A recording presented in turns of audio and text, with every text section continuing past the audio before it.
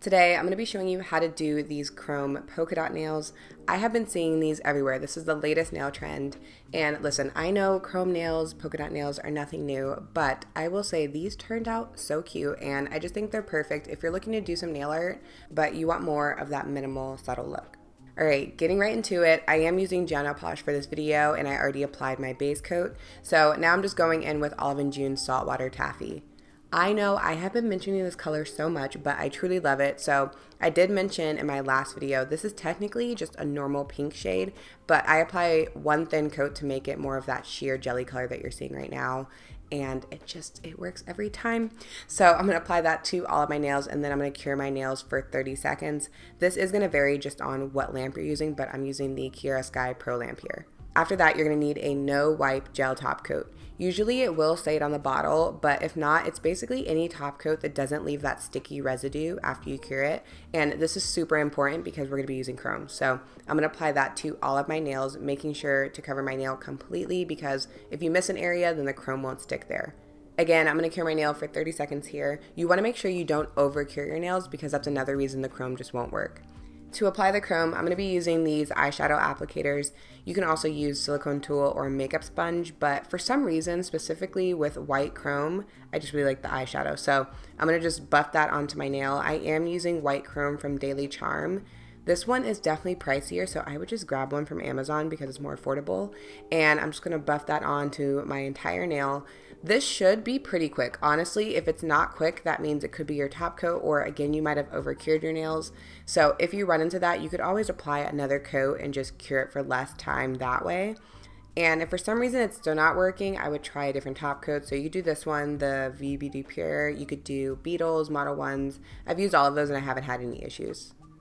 Once your chrome is on, you want to grab a fluffy brush or a makeup sponge and just wipe away that excess pigment. So if you're finding that your chrome is more sparkly instead of smooth, this could be why. So I really take my time here wiping off everything that I can. And then after I did this, I still had some pigment kind of around my cuticle area stuck there.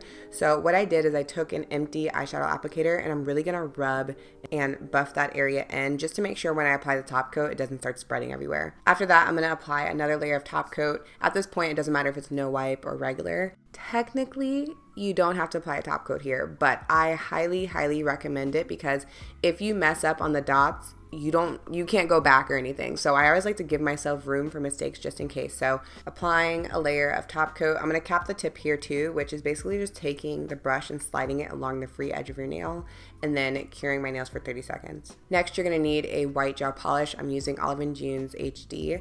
You could also use a different color if you want, but what I'm going to do is take that and apply it to a plastic bag because this makes it so much easier when you're going to create your dots no matter what tool you're using. Here I am going for a dotting tool. You could also use a bobby pin or a toothpick, but dotting tool is usually my go-to when it comes to polka dots. And I'm just kind of dipping as I go. You just want to make sure there's enough product on your tool, so I like to do 1 to 2 dots and then re-dip it. And my biggest tip when it comes to dotting tools, you don't want to push down too hard because that's when your dots start to become a blob and uneven. So just a gentle light touch is all you need. And something else I like to do is just flash cure my nails as I go, again, so I'm not messing up previous dots that I made. So it is completely up to you how many dots you want to do. I ended up doing 3 rows of 3. The main thing, when you're alternating rows, you want to make sure every other row matches. So I do try to line it up as best as I can. It doesn't have to be perfect.